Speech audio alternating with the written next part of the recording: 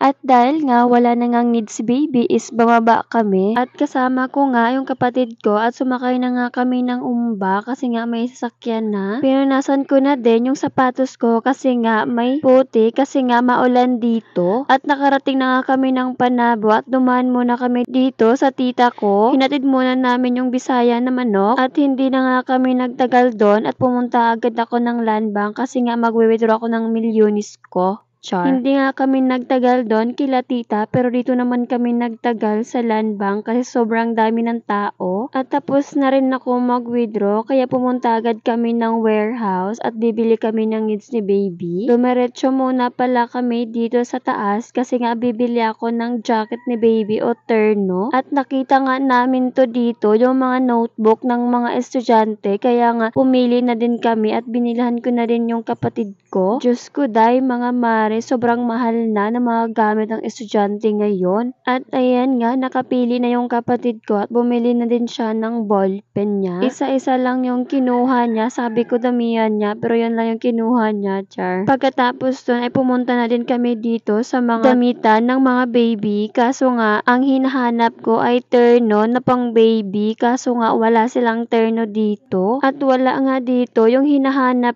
ko. At nung wala talaga akong makita ay nagtanong na ako doon sa sales lady at ano ba tong sales lady na to, iba naman yung tinuro at dito pa talaga kami dinala. Alam sigurong wala kaming pambili, Diyos ko day. Sobrang gaganda talaga ng mga bag dito mga mare, sobrang bet na bet ko talaga kasi wala akong perang pambili at umalis na nga kami doon kasi nga wala naman din kaming pambili kaya bumalik kami dito sa bilihan ng pambaby. Kaso nga wala talaga kaming mahanap ng terno. Kanina pa nga kami dito paikot-ikot, tahihilo na ako, Diyos ko day. Kaya sabi ko kahit ano na lang basta terno, kahit hindi na lang jacket pero wala talaga. Kaya umikot na naman ako sa kabila at naghanap na naman at mga bibiron nga yung nakita namin, madami naman ako doon sa bahay. Ang hinahanap ko day ay terno talaga at ayan nga may nakita akong pajama ng baby. Bet ko siya kaso nga lang yung tela is parang mainit. Kaya naghanap na naman ako ng iba at wala nga sila dito. Ano ba naman yan? Kanina pa nga kami paikot-ikot kaya wala talaga. Kaya sabi ko nga wag na kaming bibili at magbayad na kami ng pinamili ng kapatid ko. At bababa na rin kami kasi doon kami bibili ng mga needs ni baby. At ayan nga mga mare, bumaba na kami kasi nga bibili na kami doon sa grocery. At nung malapit na nga kami sa baba mga mare, Diyos ko day, kung nakita nyo naman ang daming tao. Siksikan yung mga tao dito sa grocery, mga mare. Nakalimutan ko pala ay sahod nga pala ng mga tao.